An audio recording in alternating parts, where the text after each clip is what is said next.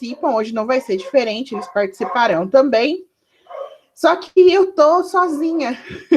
Geralmente o meu irmão tá aqui, ele me ajuda a fazer eles fazerem menos barulho. Hoje eu tô sem ajuda. Então, a gente vai ter um pouquinho de paciência com eles, tá bom? Gente, já está aparecendo o texto para vocês?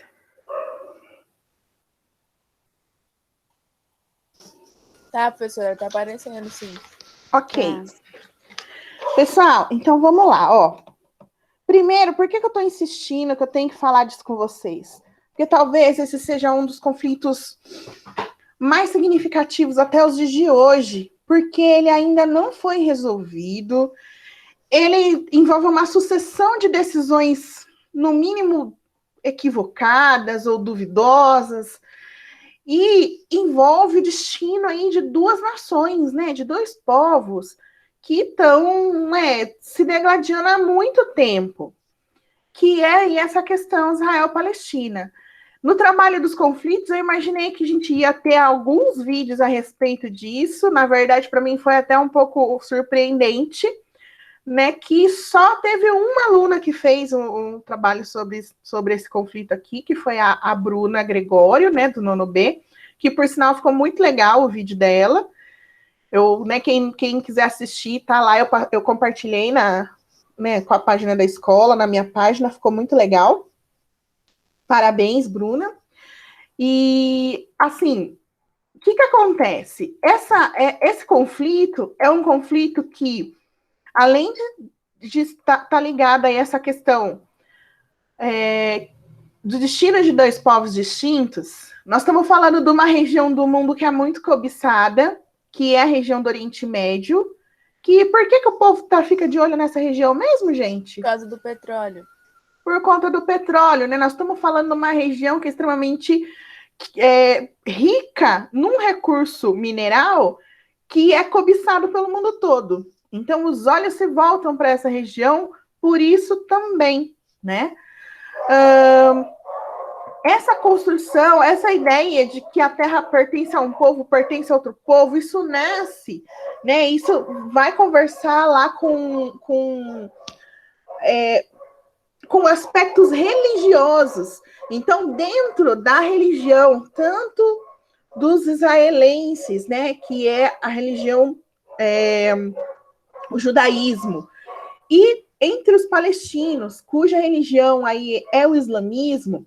Além disso, também tem o cristianismo nessa construção, porque nós estamos falando de uma região que é sagrada, né, dentro aí das estruturas de três religiões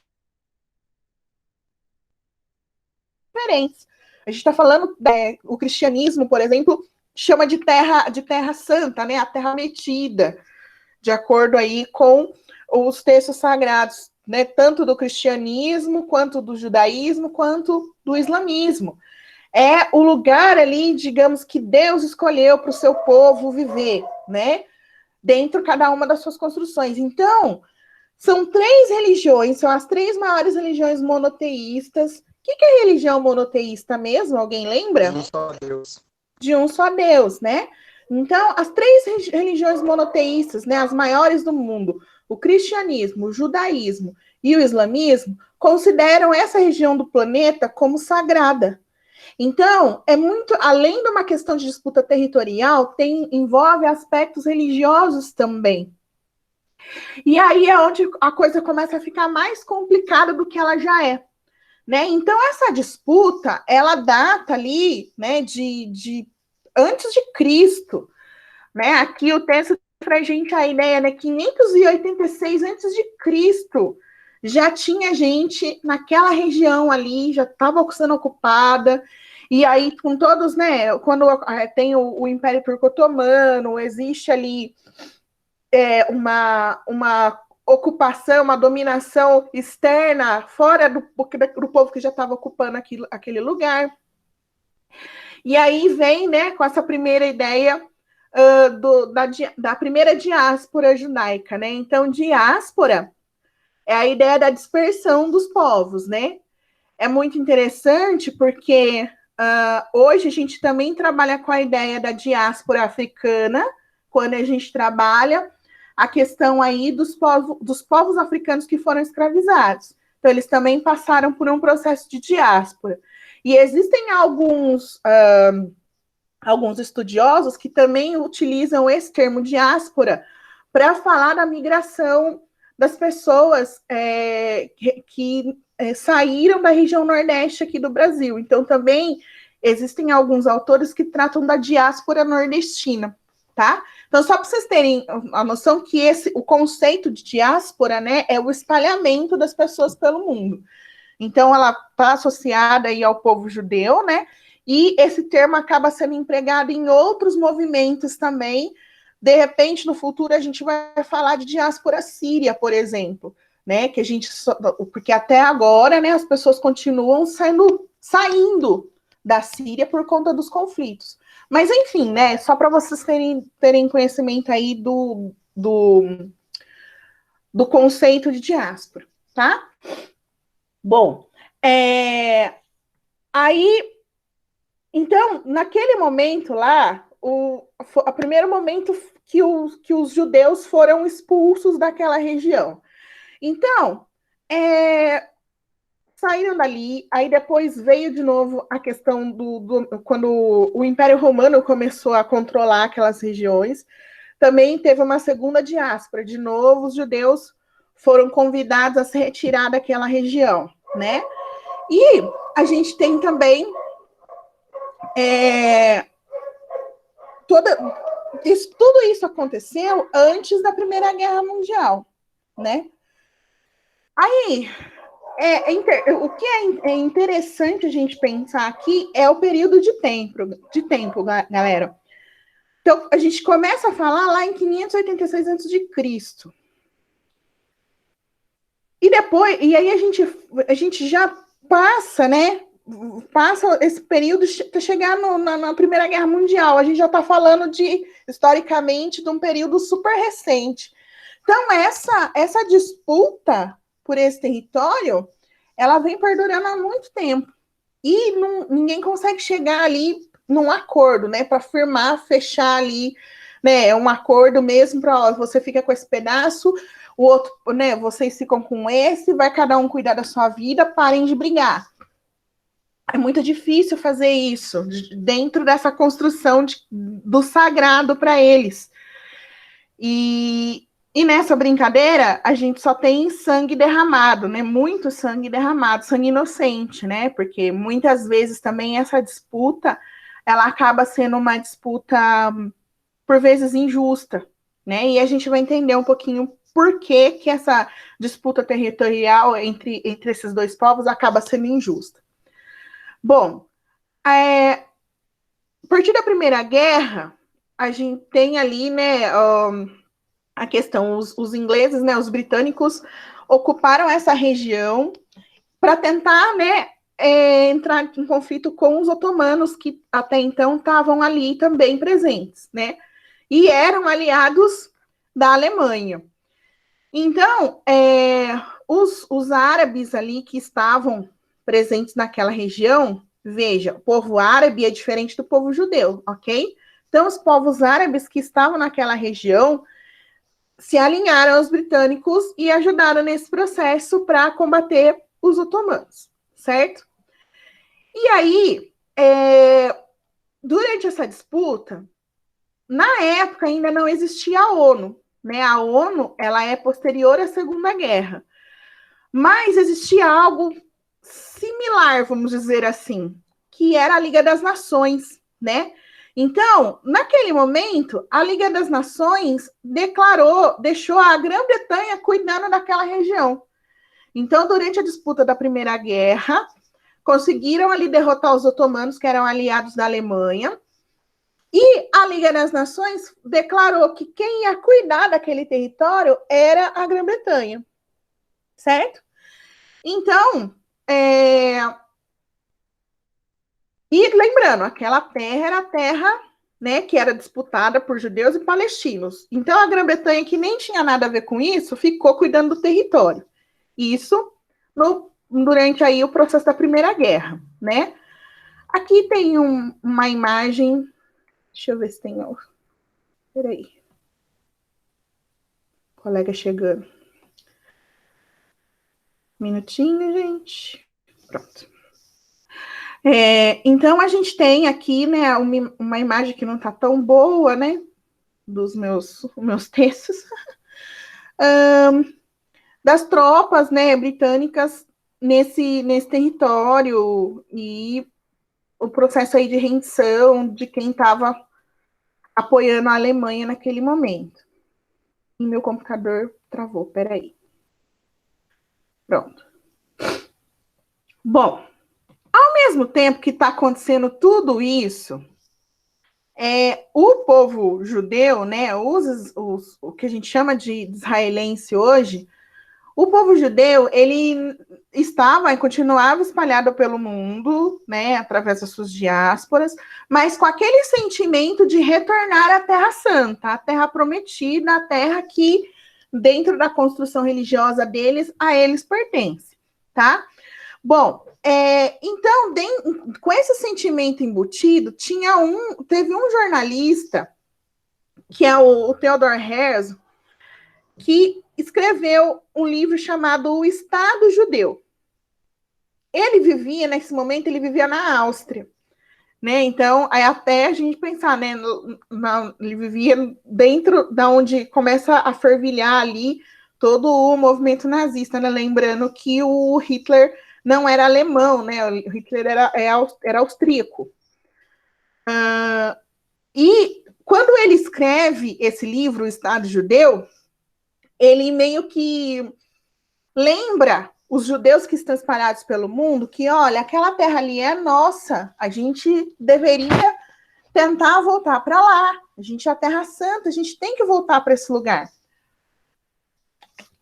E aí, esse livro e esse sentimento cria, né, um movimento que ficou conhecido como sionismo, né? O movimento sionista, que o objetivo principal do sionismo era recriar o Estado judeu, era criar um país para chamar, né, para que os judeus pudessem chamar de seu, um território deles, né? E o nome vem aí, né, do nome da colina que fica em Jerusalém, a colina de Sion, né? Alguém acho que chegou de novo, peraí. Computador.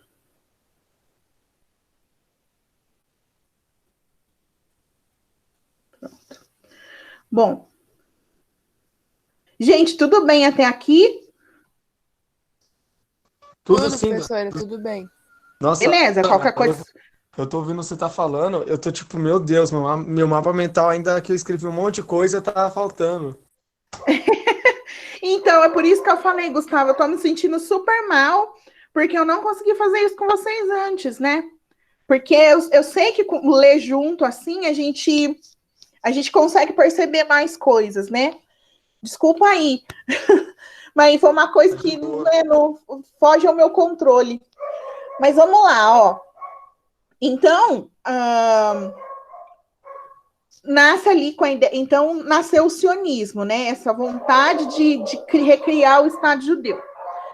Então, a partir desse momento, quando começa o movimento sionista, começa a ter um grande fluxo migratório dos povos judeus, do povo judeu que estava espalhado pelo mundo, eles começaram a sair de onde eles estavam e se mudar para a região que a gente conhece hoje como Israel e Palestina. Eles começaram a ir para lá, desenfreadamente. Mesmo sem ter né, a divisão territorial, sem ter um Estado realmente, eles só começaram a se mudar para lá e ocupar aquelas terras. Detalhe, né? Como todo o processo colonizatório que a gente conhece, essas terras não estavam vazias, né? Já tinha gente lá. Eles só começaram a ir. E uma das coisas que ajudou nesse fluxo migratório foi a questão do antissemitismo, né? Que naquele período começava a ficar extremamente intenso, né? Esse ódio, essa aversão ao povo judeu crescia, né? Porque a gente está falando aí dos anos no pós-Primeira Guerra, né? Quando se dá realmente a ascensão do nazismo e a perseguição ao povo judeu. Então, juntou ali essa vontade que eles tinham de retornar para a Terra Santa com essa necessidade de fugir do sentimento antissemita, né? De fugir desse ódio que estava crescendo sobre o povo judeu. Então, o que aconteceu? O povo judeu é um povo, assim, é uma característica da maior parte do povo judeu, é que eles são abastados, eles são ricos. Então, o que aconteceu? Eles começaram a ir para essa região e eles começaram a comprar terras. Eles compravam, tipo, eles não chegava lá sempre com bastante grana, e os árabes que estavam ocupando ali vendiam as suas terras. Às vezes estavam passando por alguma situação de precisar do dinheiro e tudo mais, vendia a terra para o judeu. Então, tecnicamente, né, grosseiramente falando, eles não fizeram nada de ilegal, eles não tomaram terras, uma vez que o povo que estava lá vendeu a terra para eles, certo? Então, falando aí em termos capitalistas, eles não fizeram nada de errado. Ele tinha, né, o judeu chegou com dinheiro para comprar, tinha lá um árabe querendo vender, pronto, né? Eles entraram no acordo e a transação aconteceu. Só que isso começou a acontecer de uma maneira muito intensa. Começou a ter muito judeu ali. E isso não era tranquilo, essa relação. No fundo, sabe, existia ali um sentimento, uma certa tensão, justamente por isso, porque era conhecida a vontade deles estarem naquele território, porém, o povo, né, palestino também queria ocupar a mesma área. E isso foi se intensificando, né? Então, essas colônias agrícolas, né, que tem esse nome aí de kibbutzim, né, começou a incomodar e deixar os árabes palestinos, né, um tanto quanto descontentes de ver a sua terra sendo ocupada pelo povo judeu. Mesmo sendo dessa maneira, como eu disse, sendo de maneira legal, né, não foi tomado, não foi invadido, foi comprado. Mas ainda assim, né, existia esse sentimento de descontentamento. Bom, conforme aumentava o número de judeus ocupando essas terras, começaram também a aumentar o número de conflito entre esses dois povos, né? Então, eles começaram a se estranhar de uma maneira um pouco mais violenta, vamos dizer assim, né? Eles começaram realmente a ter disputas aí, onde as pessoas começaram, né, a perder suas vidas. Porque os palestinos que já estavam ali, eles perceberam, eles estavam perdendo o controle daquele território que estava sob domínio deles até então. Apesar de oficialmente, pessoal, o Estado Palestina, né, o país Palestina, ele nunca ter sido reconhecido. Só que o fato deles estarem naquela região por bastante tempo, para eles pertenciam, aquela terra pertencia a eles e eles pertencem àquela terra. Então, isso começou a gerar um descontentamento. Aí, o que acontece? Lembra lá que no final, né, a Liga Árabe tinha dado o controle dessas terras para a Grã-Bretanha? Então, em 1936, os britânicos viram que estava tendo um sentimento ali de descontentamento entre os povos e acabaram propondo uma divisão do território para ter um pedaço para os judeus e um pedaço para os palestinos. E naquele momento, em 1936, o povo árabe não quis saber da divisão que foi proposta. Falou, não, a gente não quer essa divisão, não queremos dividir esse território desse jeito, não concordo. E aí, a Grã-Bretanha, né, que tinha interesses no petróleo do mundo árabe, não ficou ali insistindo para que aquilo fosse aceito. Quando os árabes falaram, não quero saber, a gente não concorda com essa construção, eles deixaram para lá. Não vou insistir, então, você não quer essa minha ideia de dividir o território, então também não vou insistir.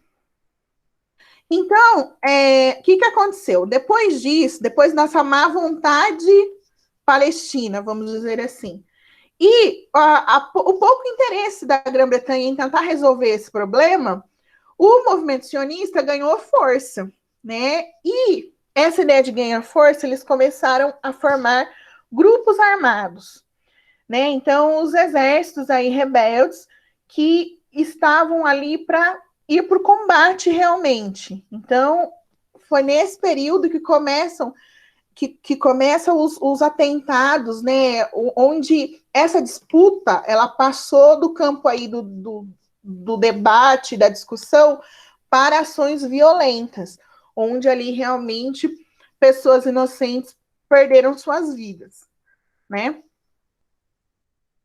Aqui a imagem não tá boa, mas é uma dessas imagens, né, de momento onde aconteceu um ataque ali, as pessoas estão fugindo, né, para tentar se proteger.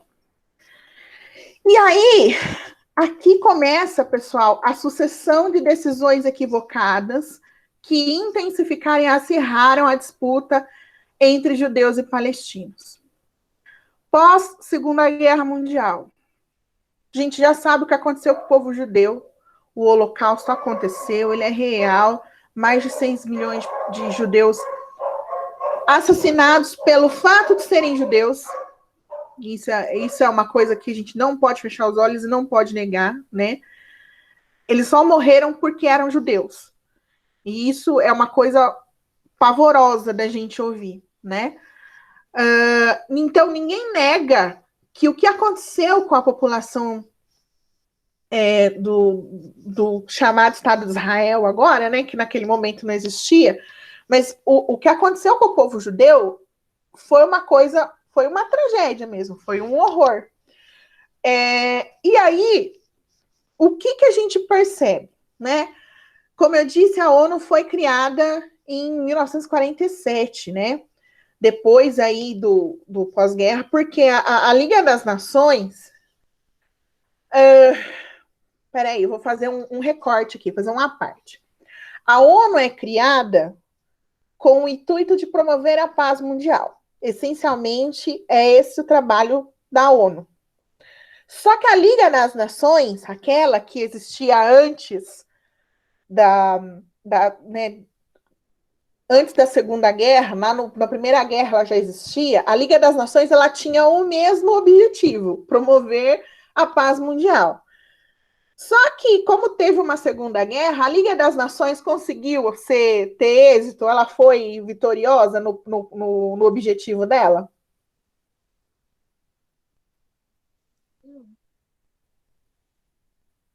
Vocês entenderam minha pergunta?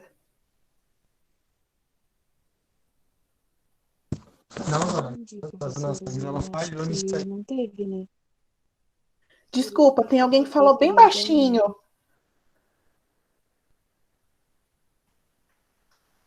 Ó, vou repetir. Então assim. É você, Giovana, que a professora tá falando. Falou bem baixinho. Porque tá ruim aqui no celular. Mas, tipo assim, eu acho que não teve, né? Aí, tipo, porque teve a Guerra Mundial, e aí por isso foi criada a ONU depois. Tipo, com o mesmo intuito, mas com nome diferente. A Liga das Nações, então, falhou, né? No intuito de promover a paz mundial, uma vez que ocorreu a Segunda Guerra. Então, ela falha nesse sentido. Quando ela falha, ela é dissolvida, né? Acaba a Liga das Nações, e no pós-Segunda Guerra, existe aí, digamos, um empenho um pouco maior em promover essa paz mundial. Aí vocês façam a leitura do jeito que vocês quiserem, né? Porque nós estamos, não sei se a gente pode viver que vivemos tempos de paz nesse momento, né? Mas ela nasce com esse mesmo intuito. E aí, quando a ONU nasce com esse intuito de promover a paz mundial, ela olha para uma região do planeta onde as pessoas estão se matando, literalmente, por conta de um território. Embutida do sentimento do que havia acontecido com o povo judeu durante a Segunda Guerra Mundial. O que a ONU resolve fazer? resolve dividir o território entre os dois povos. Então, em novembro de 47, a ONU aprovou aí esse plano para dividir o território, que eles chamam de Terra Santa, entre Israel e Palestina.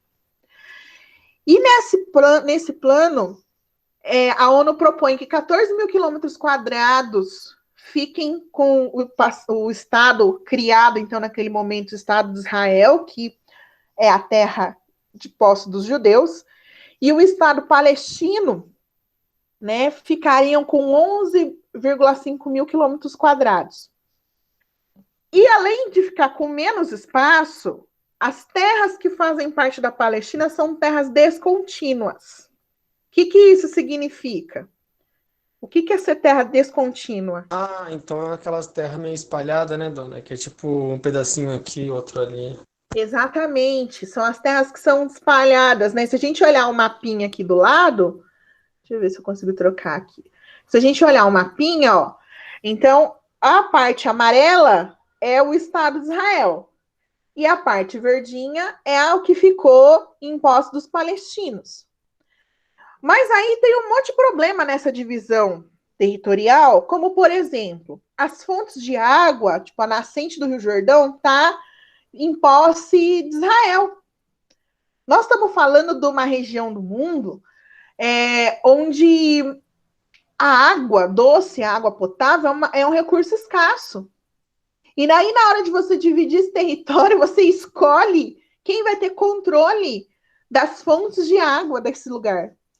Tanto é que essa é uma disputa real até hoje, o acesso à água potável nesses territórios.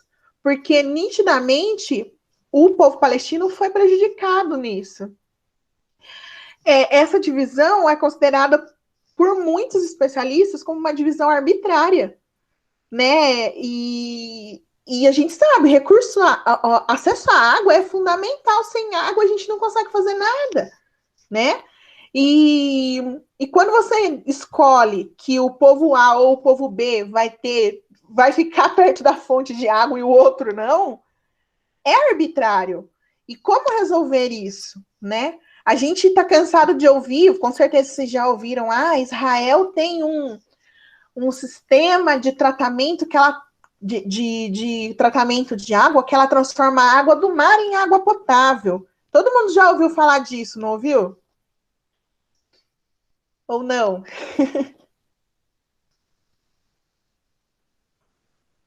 Já, professora, eu já ouvi falar.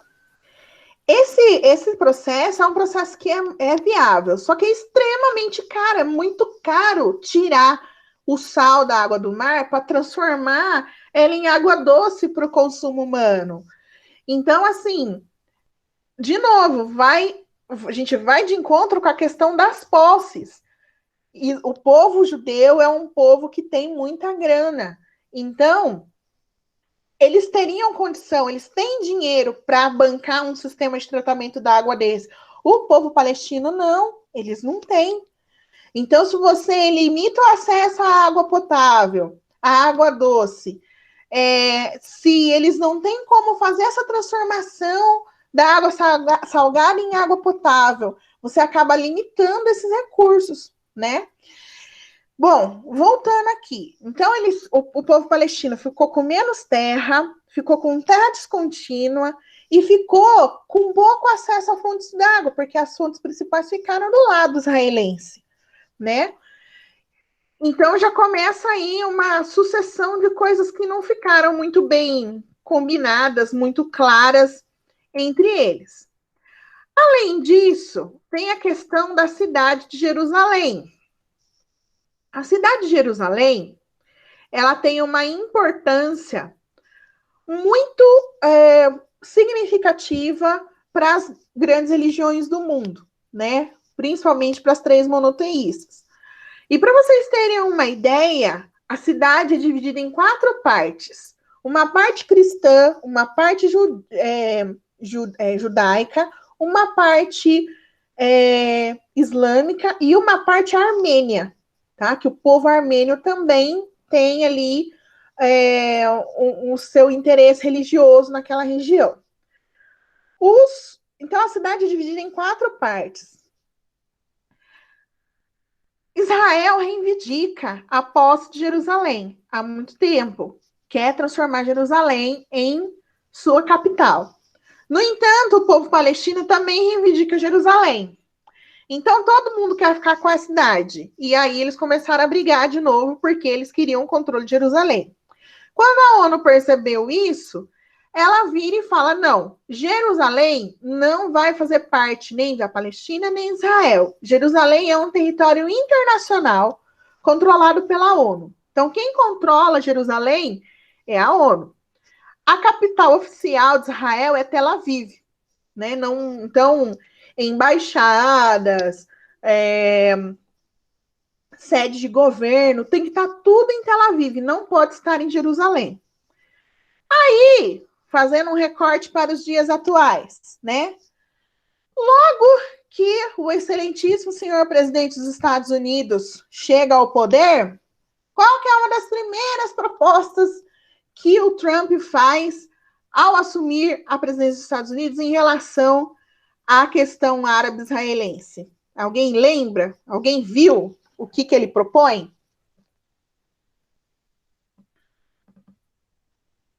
Vixe, Dan, lembro não. Então, eu vou refrescar as memórias A de vocês. A A Bruna Bruna falou no comentou aqui. chat, professora. A Bruna falou no chat, então peraí, que eu não tô vendo no chat. Vou correr lá, vamos lá. Isso mesmo, Bruna. Ele, então, propõe mudar a embaixada dos Estados Unidos para Jerusalém. Acabei de falar para vocês, embaixada, ela fica nas capitais, né? E na capital do país. E quando Trump fala, não, a embaixada dos Estados Unidos vai para a cidade de Jerusalém, o que ele está falando? Israel, eu reconheço que Jerusalém é a sua capital. E quando ele faz esse movimento, ele já incita todo um movimento contrário, um movimento violento de resposta contra isso. Então, é aquela ideia, o cara, além de não ajudar, ainda atrapalha, né? Porque o pessoal estava de boa ali. Né, de boa assim, né? Eles tinham parado de brigar um pouco, né, ao longo desses anos. E aí o Trump vai lá e fala isso. Aí, não contente com isso, o que o governo brasileiro faz? Olha, a gente também vai mudar a nossa embaixada brasileira para Jerusalém. Porque a gente está passando por um processo político meio estranho aí, que a gente está tentando imitar os Estados Unidos. Mesmo a gente não tendo nada a ver com os Estados Unidos, não é mesmo? Porque nós estamos longe de ser a maior liderança mundial, né? E ainda bem que essa ideia não foi para frente, né? Conseguiram lá convencer que não seria uma boa ideia fazer essa mudança, mas no momento em que o Brasil fez esse anúncio de que mudaria a sua embaixada para Israel também, nós começamos a receber retaliações econômicas. Por quê? Nosso principal, os nossos principais produtos de exportação são produtos agrícolas. É o que a gente planta e a carne que a gente produz. Os maiores consumidores de carne de frango brasileiro do mundo são os países árabes.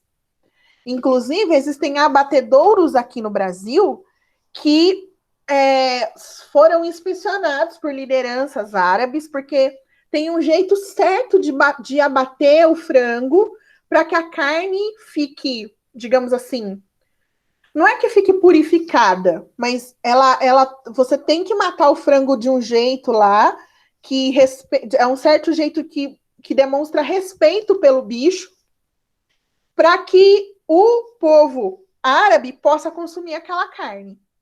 Então, olha só. A gente está falando de frigoríficos brasileiros que se adaptaram a uma questão religiosa, porque, né, isso tem a ver com o islamismo, para poder fornecer carne de frango para esses países. Quando o Brasil anuncia que vai mudar também a sua embaixada, a primeira retaliação que a gente recebeu não vamos comprar carne de frango brasileira mais. Então, vocês conseguem ter a dimensão do problema? A gente tem fábricas aqui, né, produtores de carne de frango que se adaptaram totalmente para atender esse mercado. Só para atender esse mercado. E aí, de repente, o governo brasileiro toma uma decisão atrapalhada que compromete toda a produção e a venda dessa carne. Vocês têm noção do que é isso? Assim, como uma decisão boba, né? Porque, assim, qual é a necessidade que o Brasil tem de mudar a sua embaixada? O que importa o Brasil mudar a sua embaixada de lugar? Talvez, né, para quem teve essa ideia brilhante aqui, não significa nada, nós só estamos seguindo o exemplo dos Estados Unidos. Mas quando a gente começa a falar da questão da grana, pessoal, do dinheiro que o Brasil deixaria de ganhar ao perder esses clientes que consomem a carne de frango brasileira, nós estamos falando de fechamento de empresa, de perda de postos de trabalho e de diminuição da arrecadação do PIB. 1/3 do PIB brasileiro vem da exportação de grãos e de carne. Se a gente perde esses mercados, como que a gente vai conseguir dinheiro? Quem que vai passar a comprar essa carne? Então, assim, são decisões que elas precisam ser muito bem pensadas, que por mais que não vai sair ninguém de lá, vamos, sei lá, de uma célula terrorista árabe para vir aqui explodir o Brasil, mas eles podem nos retaliar de outras maneiras. E a retaliação econômica é a primeira delas. Então, é aquilo. Acho que se a gente não pode contribuir de maneira a ajudar a resolver esse problema, eu acho também que é interessante a gente não se meter para não atrapalhar, né? Porque nós que não temos uma motivação direta, porque o Brasil não tem uma relação direta com esses dois povos. Se eu não posso ajudar, é melhor eu ficar na minha, né? Eu tentar, né, não atrapalhar. Não atrapalhar já ajuda bastante. Então, uma simples decisão aí que pode, num momento, pode parecer bacana, pode trazer uma série de problemas econômicos depois para quem se envolve nesse processo, né? Tudo bem, gente? Isso aqui eu só quis fazer um recorte para vocês entenderem como esse conflito continua acontecendo nos dias de hoje e como quem se envolve com ele também colhe, né, os seus colhe aí os seus frutos, né? Vamos dizer assim. Se você está fazendo para ajudar, ok. Agora, se você está fazendo alguma coisa que vai atrapalhar esse processo, você também vai ter uma consequência disso. Tá bom? Bom, então, Jerusalém não é nem de um nem de outro. Tecnicamente, é a ONU que cuida de Jerusalém. Certo? Tá, tudo isso acontecendo, e também no pós-Segunda Guerra, a gente tem a fundação aí da Liga Árabe, né? Que tem aí como objetivo fortalecer os países árabes e ter ali como se diz, uma construção de cooperação entre esses países que fazem parte da Liga. Lembrando que os países árabes são grandes produtores de petróleo. Então, a Liga Árabe também tem como objetivo fortalecer aí os laços entre esses produtores de petróleo, e fortalecer as suas economias, tá? Só que, dentro dessa construção da Liga Árabe, também existe a preocupação com essa situação da partilha da Terra Santa. E a Liga Árabe não entrou de acordo, não ficou feliz também com a divisão proposta pela ONU. Ela se manifesta, coloca que não acha justo. E aí, depois disso, pessoal, existe uma sucessão de episódios onde tanto houve retaliação do lado israelense atacando o povo palestino, também teve o povo palestino atacando Israel, e isso se passa de 45 até hoje, um pouco mais de 70 anos, isso ainda não foi resolvido, muitas vidas foram perdidas nesse processo, e a gente, infelizmente, não vê uma perspectiva de melhora. É isso que é o mais absurdo. E aí, além de não ter essa perspectiva de que vai chegar a um, como se diz, a um acordo e eles vão conseguir viver em paz, a gente também tem aí a construção de grupos extremistas dentro dessa disputa, né? Que aí é onde a gente começa a enxergar a ideia do terrorismo associada a países islâmicos, né? Porque existem grupos que ficaram muito marcados durante esse processo, como o Hamas, o Hezbollah, a Jihad Islâmico e a Brigada dos Mártires de Al-Aqsa. O Hezbollah, na verdade, até existe uma história por trás do Hezbollah, porque o Hezbollah ele não nasce como uma célula terrorista. O Hezbollah ele nasce como uma ação, vamos dizer assim, de solidariedade. Eles ajudavam famílias que estavam em condições, né, passando por necessidades. Eles tinham, quando o Hezbollah nasce, ele tinha um intuito muito mais de ajudar as famílias, né, do povo palestino ali que estavam numa situação precária, do que realmente pegar em armas e atacar o povo judeu. Porém, ao longo dos anos, isso foi passando por mudanças, e o Hezbollah se torna talvez uma das principais células radicais dentro desse processo de discussão da discussão da paz entre Israel e a Palestina, tá? Tanto é que acho que vocês chegaram a ver o que aconteceu no Líbano, né? Há 2 semanas, mais ou menos. Vocês viram a explosão? Sim, eu vi. Então, ali, pelo menos até agora, não ficou comprovado, né, que tenha sido um ataque. Tudo leva a crer que realmente foi um acidente. Mas, num primeiro momento, começaram a acusar, chegou a ter uma das teorias acusando o Hezbollah de atentado naquela região, né? Então, assim, ficou construído no imaginário das pessoas que toda vez que tem alguma ação que resulta aí numa grande explosão, na perda de muitas vidas, o Hamas ou o Hezbollah está envolvido nisso, né? Porque nitidamente a posição deles é de não reconhecer o Estado de Israel e não aceitar a divisão proposta pela ONU, né? Tanto é que essa disputa, essa região é uma região tão instável, né, que quando a gente fala, por exemplo, em faixa de Gaza, eu sei que existe aí. Falar em faixa de Gaza tem até música que fala de tão pesado que é. Eu ia até comentar isso. Eu sei que tem alguns raps, alguns funks aí, não sei, que tem fala de faixa de Gaza. Porque o que vem na nossa cabeça quando fala em faixa de Gaza? Vem realmente essa questão da violência, né? Da guerra. E a faixa de Gaza, deixa eu ver se dá para a gente ver aqui no mapinha. A faixa de Gaza, pessoal, é aqui, ó, é esse pedacinho onde eu tô colocando a mãozinha aqui, ó. Aqui é a faixa de Gaza, aqui é a Cisjordânia e aqui é o restante, né, do Estado palestino.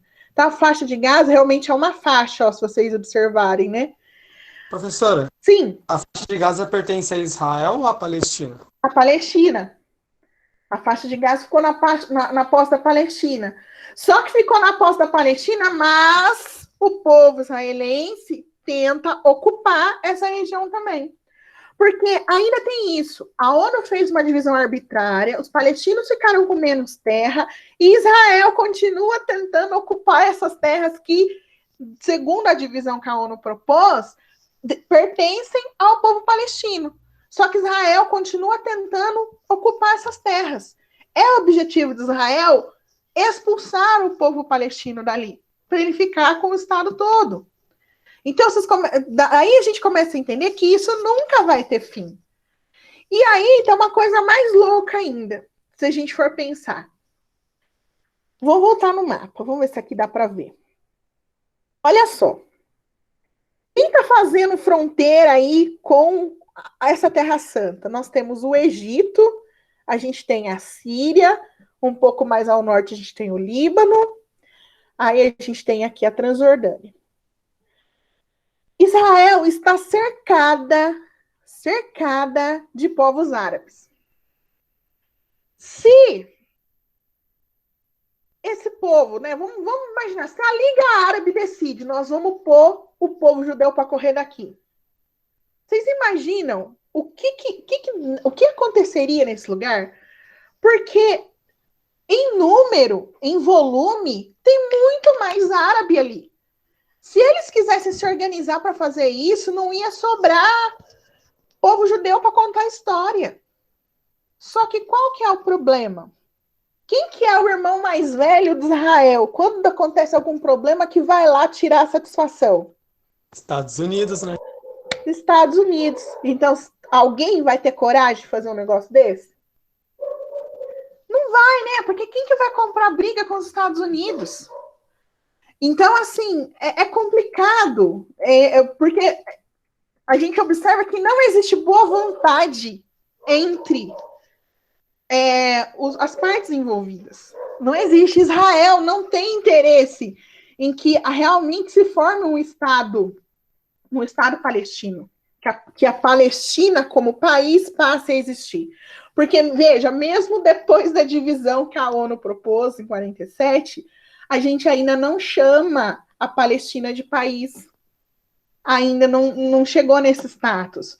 Porque para um país ser reconhecido, ter suas fronteiras reconhecidas, tem que ter reconhecimento internacional. E os países não reconhecem a Palestina como um país. Então, veja, a impressão que a gente tem é que isso nunca vai ser resolvido. Porque eu tenho para mim, assim, a minha compreensão dessa situação é que não existe boa vontade para que isso se torne realidade, né? Dentro desse processo todo, teve também a construção da Autoridade Nacional Palestina, que como a Palestina não tem um governo, né? Como não tem país, não tem um governo. Então, eles têm a Autoridade Nacional Palestina, que acaba sendo representante nas negociações de paz, né? Então, existe... a parte do Trump está até escrito aqui que eu comentei, né? Quando o Trump reconhece Jerusalém como capital. Isso foi péssimo, né? E aí, assim, tem a questão, o texto também fala da questão do acesso à água, né? E que a água realmente está na posse do Estado de Israel. Né? Aqui algumas imagens de palestinos protestando. E o que acontece, gente? Na verdade, geralmente dessas disputas, quando começam, quando alguém ataca e o outro vai responder, existem algumas imagens muito fortes por aí. Na internet a gente consegue verificar. Então, o exército israelense é um exército muito bem equipado e muito bem treinado, porque a gente acabou de falar aqui, né? Eles são irmãos, o irmão mais velho deles é os Estados Unidos, então eles não vão ter problema com o exército. E o povo palestino não tem essas forças, né? Não tem a mesma condição de disputar, né? Numa situação de guerra, por exemplo. Então, de um lado, a gente tem lá o exército israelense com AK-47, do outro lado, você tem lá os garotos, muitas vezes tem criança, né? Meninos palestinos tacando pedra no exército. Isso é uma disputa justa? De um lado, o cara com uma metralhadora, de outro, criança com pedra. Então, toda vez que tem esses conflitos, a gente está falando de verdadeiros massacres, né? Então, para a gente ir finalizando essa parte, eu mudei aqui o texto para a gente dar uma olhada nessa sequência de fatos, né, e dos principais conflitos ali que foram os mais sangrentos, né? Então, em 48, a gente tem a criação, né, do Estado de Israel. Depois, em 56, o Egito entra nessa história tomando o controle do Canal de Suez. O Canal de Suez, para quem não sabe, Deixa eu ver, eu acho que não tem um mapinha aqui. O canal de Suez, ele, na verdade, é um... Assim como o canal do Panamá, a gente tem aqui na América, o canal de Suez, ele permite também a ligação entre dois mares, sem que você precise dar a volta no continente. Então, economicamente falando, o canal de Suez é extremamente estratégico.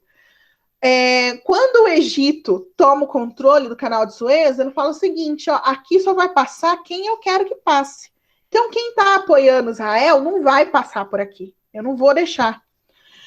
E isso gerou um conflito, uma tensão, na verdade, porque ninguém sabia o desdobramento disso, mas, né, a ONU interviu e conseguiram, né, desfazer, e o presidente do Egito liberou o canal para que todo mundo pudesse usar novamente, né? Depois, em 67, a gente teve a Guerra dos 6 Dias, né?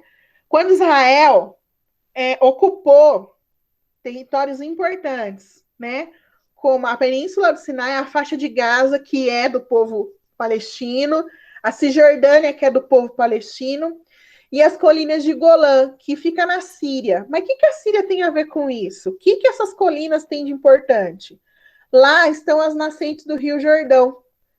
Então, controlar as nascentes do rio também significa ter controle de quem tem acesso à água potável. Então, durante esses 6 dias, que foi realmente 6 dias de tensão na região, Israel ocupou todo esse território. E durante esse processo, ela instala colônias judaicas nesses territórios. Então, veja, ela coloca gente deles, que deveria estar no espaço destinado a eles, no espaço que era para ser Estado da Palestina. Então, de novo, é um tabuleiro de xadrez, e eles estão ali o tempo todo mexendo peças. Depois, em 73, tem um feriado que é importante dentro da religião judaica, que é o Dia do Perdão. Teve então um ataque organizado entre egípcios e sírios, e outros países árabes que se juntaram, que foram também ocupar a Península do Sinai e as colinas de Golã para tomar Israel, né, já que eles estavam instalados ali. Porém, como o exército de Israel é um exército poderoso, não deu certo a empreitada, puseram aí os invasores para correr, e eles continuaram ocupando esses lugares. Em 78, os Estados Unidos entra... É até interessante, né? A gente está falando aqui que os Estados Unidos é o irmão mais velho de Israel, mas os Estados Unidos entram nessa disputa para tentar mediar, fazer a mediação do conflito. É o cara que vai... Os Estados Unidos está querendo ser aquele cara do... Peraí, galera, vamos pegar leve. Vamos ver o que a gente consegue fazer para todo mundo ficar feliz? Chega a soar até assim, meio ridículo, né? Porque ao mesmo tempo que eles estão armando Israel e treinando o exército, eles vêm com esse papo de tentar amenizar e tentar chegar num acordo. Então foi o primeiro momento ali que teve realmente uma mediação explícita dos Estados Unidos. E quais eram as partes envolvidas, né? Era o Egito e Israel. E aí, né, nesse conflito, Israel teve que devolver a Península do Sinai, mas eles não quiseram devolver nem a faixa de Gaza, nem a Cisjordânia, nem as colinas de Golã. E, de novo, desrespeitando toda aquela construção que a ONU tinha feito a partir da sua proposta de divisão. Depois, em 82, Israel invadiu o Líbano, né? E essa região ainda continua tendo uma parte do Líbano ainda é ocupada por israelenses, né? Até aí o ano 2000. Depois, em 87, a gente tem alguns palestinos da Cisjordânia e da faixa de Gaza que atacaram soldados israelenses com o que eles tinham na mão, no caso aí na ideia das pedras, né, como eu disse para vocês.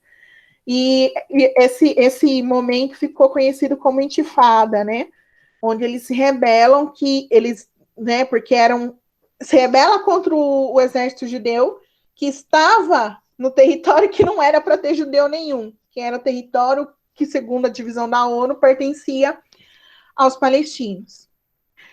Em 93, a gente tem um novo acordo mediado pelos Estados Unidos. Esse aqui, eu confesso que eu tenho lembranças de quando eu era criança, de ver essa cena na TV. Né? O Bill Clinton com o Yasser Arafat, que era a liderança palestina, né? Da Organização de Libertação Palestina, e o primeiro-ministro de Israel, naquele momento, Yitzhak Rabin. Esse ministro, Yitzhak Rabin, ele ficou conhecido porque ele demonstrava uma boa vontade que não tinha sido vista até então no povo israelense para tentar chegar num acordo de paz. Talvez esse primeiro-ministro de Israel, que estava, né, no comando de Israel nesse momento, foi a pessoa que mais tentou, pelo menos, chegar num acordo aí para que isso terminasse, para que isso realmente chegasse ao fim e cada um fosse viver a sua vida. Só que, né, como os governos são temporários, logo a gente teve a substituição. Yitzhak Rabin, se eu não me engano, Yitzhak Rabin até morreu. Acho que ele nem conseguiu terminar o mandato dele, ele morreu antes. E no lugar dele, a gente vê a ascensão de um general do exército israelense, que é o Ariel Sharon. O Ariel Sharon, ele não era tão legal assim, não. E para ele, não tinha que ter acordo de paz, né? Então, em 2000, teve novamente uma nova intifada. O Ariel Sharon respondeu à altura, colocou o exército israelense na rua. E esse conflito também não acabou bem. Em 2002, acontece o início de uma das coisas mais vergonhosas que a gente vê nesse pedaço do mundo, que é o muro que separa, né, os territórios entre a Palestina e Israel. Né? Se alguém já viu, é impressionante o tamanho do muro. Eu tinha deixado para vocês no plantão da outra semana, não sei se alguém chegou a ver algum vídeo. Eu tinha deixado uma playlist de vídeos do Terra Negra. Eu não imaginava que vocês fossem ver todos, mas que vocês dessem uma olhada e vissem ali algum que chamasse atenção. E é muito interessante porque eles fizeram todas essas explicações lá. Eles estiveram na faixa de Gaza, estiveram na Cisjordânia e fizeram imagens. E a imagem do muro é muito impressionante. É um muro muito alto e tá ali né, homens do exército de Israel guardando aquele muro. Então, assim, é muito impressionante mesmo você imaginar que as pessoas estão ali separadas realmente e vivem com medo, porque tem gente armada beirando aquele muro o tempo todo, né? E esse muro, ele é construído não respeitando o que seria a fronteira, vamos dizer assim, né? A linha que a ONU tinha sugerido. É meio que eles empurram um pouquinho para frente a construção desse muro, entende? Para agregar mais território para o lado israelense. Então, além de tudo, é uma construção irregular, uma vez que não respeita as fronteiras, né? Então, é terrível. Aí, em 2005, depois de muitas negociações, Israel começa a tirar ali os assentamentos judaicos da faixa de Gaza, levando, né, tirando esse povo e levando para a parte do seu território. E também é um período que fica marcado porque o Hamas, que é uma célula, né, de radicais, começa a controlar a faixa de Gaza e isso intensifica aí o medo de retaliações e de ataques terroristas, né? Em 2008, o Hamas jogou aí uns foguetes em território israelense. E, obviamente, o exército de Israel não ficou quieto e teve uma resposta à altura, né? Só que é aquilo. Quando você coloca as forças em comparação, a força do exército de Israel é muito maior. Então, nessa resposta, eles derrubaram prédios, destruíram estradas, e aí a gente observa pela quantidade de mortos, né? Morreram 1.400 palestinos e 13 israelenses. Pelo número de mortes, a gente consegue entender a proporção, né, da força aí desleal entre as duas partes, né? Desculpa, gente. Bom, e aí, como que está a situação agora, né? Então, de 2014 até 2018, o Hamas continuou nesses ataques sobre Israel. Israel bombardeou a faixa de Gaza, não aceita e não reconhece um governo da Palestina. Os palestinos continuam pedindo, né, para que os assentamentos judaicos que estão na Cisjordânia sejam retirados. Porém, né, esse é um processo difícil também de ser executado, porque Israel resiste, não quer liberar as terras para eles.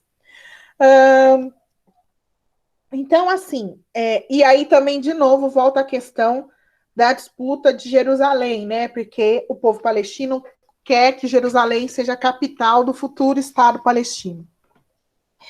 E sobre Jerusalém, é muito nítido que não haverá um acordo entre as partes, porque todo mundo quer o mesmo território. Então, assim, isso não vai acontecer. Eles não vão conseguir chegar no território. No meu entender, a ONU tem que continuar cuidando desse território e, ainda assim, correndo risco, né, de ter essas disputas, principalmente quando outros países começam a se manifestar nesse processo de reconhecer Jerusalém como capital de algum dos lados, né? Vamos pensar aí que os países da Liga Árabe, por exemplo, comecem a reconhecer Jerusalém como a capital da Palestina. Isso também vai gerar um monte de confusão. Então, eu continuo acreditando que deixar Jerusalém como sendo uma terra neutra, não pertence nem a um lado nem a outro, talvez seja o melhor caminho. Agora, o que é mais triste da gente observar toda essa disputa, esse conflito, é saber que isso não tem fim, e quando a gente olha, não teve um fim até o momento, e quando a gente vislumbra o horizonte, a gente não consegue ver que vai existir um acordo, que as partes vão parar de brigar. Então, isso que é o mais triste, é saber que isso parece que não vai ter, não temos em vista um final para essa disputa, né? Então, é uma região no mundo que requer atenção e que tem uma relação muito íntima com quem está no poder nos Estados Unidos e, obviamente, com os aliados desse país também. Gente, eu falei demais, vocês ficaram muito quietinhos. Tudo bem até aqui? Sim. Deu para pegar como isso é complicado? Não é simples o que acontece nessa região no mundo.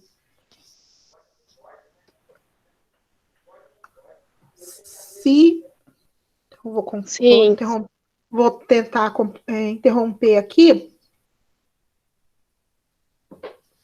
Desculpa, o Vitor fez uma pergunta aqui, né? Faz quanto tempo que está acontecendo isso? Então, Vitor, essa parte dessa sucessão de conflitos, um ataca o outro, é assim que acontece a criação do Estado de Israel, então, desde 1948. Porém, essa região do mundo é disputada entre judeus e palestinos desde 586 a.C. Então, assim, até mesmo nos textos religiosos, né? Então, na Bíblia cristã, perdão, no Alcorão e nossa, fugiu o nome aqui, se alguém lembrar o nome do livro sagrado do judaísmo. Nos 3 livros sagrados Acho que o livro se chama Corão, eu acho. Não, o Alcorão é do islamismo. Ah, é, nossa. Nossa, fugiu agora o nome do livro sagrado do judaísmo. Nossa, se eu lembrar, depois eu falo para vocês, mas sumiu o nome mesmo, desculpa. Mas o que eu quero dizer é que nos 3 textos, sabe, né, que são a base da religião, Professora, é essa Torá, terra... não é? Torá é Torá, isso. o outro. Tá certo, é Torá. Obrigada, Larissa. Então, dentro desses 3 textos, né, que são a base dessas 3 religiões, essa região do mundo, ela é mencionada. Então, assim, essa parte mais violenta acontece, então, depois da criação do Estado de Israel, 1948, só que a disputa por aquele lugar, ela acontece desde antes de Cristo. Tá bom, Vitor? Gente, alguém tem mais alguma pergunta sobre? Ou a gente pode mudar o tema?